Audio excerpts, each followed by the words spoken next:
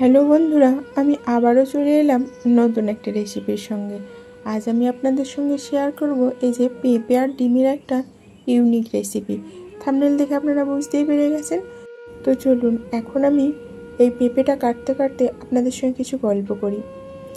আমরা সকলেই পেঁপের গুণাগুণ উপকারিতা কম বেশি জানি, কিন্তু ভাবনার বিষয়টা এটাই যে বাজারে সব সবজির দামই যখন আকাশ ছোঁয়া থাকে, পেঁপের দাম কিন্তু কখনোই সেইভাবে আকাশ ছোঁয়া হয় না।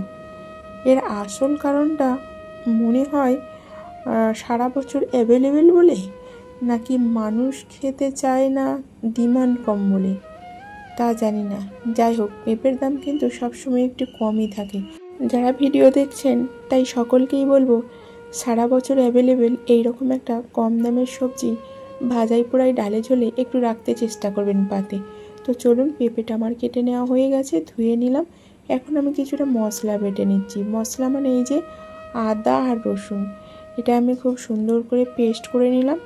এরপর আমি তুলে নিচ্ছি। তারপর যেটা করব, এই যে আমি আগে থেকে ডিম সিদ্ধ করে নিয়েছি অফ ক্যামেরায়, এই ডিমগুলোতে এখন মশলা মাখিয়ে নেব। তো তার আগে আমি এটা অল্প একটু খুন্তি করে চিড়ে নেব, যাতে কড়াই দিলে ফেটে না যায়, তেল না ছেটায়। তো এরপর আমি মশলা মানে এই যে অল্প একটু হলুদ আর অল্প একটু লবণ দিয়ে দিলাম। তারপর হাতে করে এইভাবে সুন্দর করে মাখিয়ে নিলাম সমস্ত ডিমগুলোতে। এরপর আমি উনানটা জেলে কড়াইটা বসিয়ে দিলাম। কড়াইটা গরম হলে দিয়ে দিলাম সাদা তেল। তেলটার মধ্যে এখন আমি দিয়ে দিলাম এই যে আগে থেকে কুচিয়ে রাখা পেঁপেগুলো, তারপরে দিলাম লবণ হলুদ, এরপরে দিলাম টমেটো কুচি, এরপরে দিলাম কাঁচা লঙ্কা চেরা। তারপরে বেশ কিছুক্ষণ কষিয়ে নেব, যাতে একটু কাঁচা ভাবটা চলে যায়, সেই কারণে। তারপর আমি এর মধ্যে দিয়ে দেবো পরিমিত জল। জলটা এমনও বেশি নয়, আবার এমনও কম নয়, মানে যতটা প্রয়োজন ঠিক আন্দাজ মতোই আমি দিলাম। এরপর আমি দিয়ে দেবো এই যে পরিষ্কার করে ধুয়ে রাখা এক বাটি মসুর ডাল। এরপর পুরোটা নাড়াচাড়া করে দিলাম। তারপরে আমি এখন চাপা দিয়ে দেব সিদ্ধ হওয়ার জন্য 10 মিনিট ওয়েট করব। দেখুন 10 মিনিট পরে দেখুন ডাল আর পেঁপে একদম পারফেক্টলি সিদ্ধ হয়ে গেছে। এখন অল্প একটু নাড়াচাড়া করে দিচ্ছি, যাতে মাখো মাখো ভাবটা এসে যায়। এরপর আমি নামিয়ে নেব। ডাল আর পেঁপের মিশ্রণটা অন্য একটা জায়গায় ঢেলে নেব।